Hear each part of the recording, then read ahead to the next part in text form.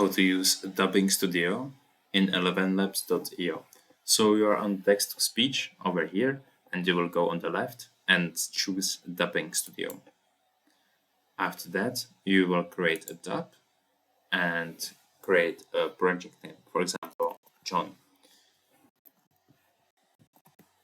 After that, you will go with search language. You can detect it or just choose it here and target language, for example, Spanish.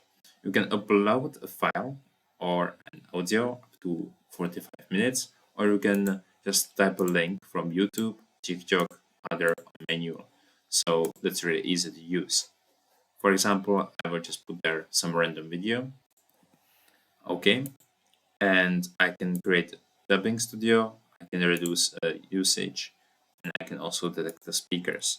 And also I can just choose a different range for dub.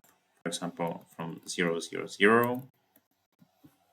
to 001 minute or 1 second.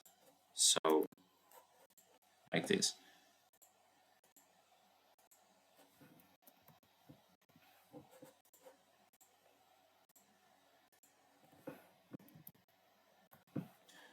And after that, you can just create a dub over here.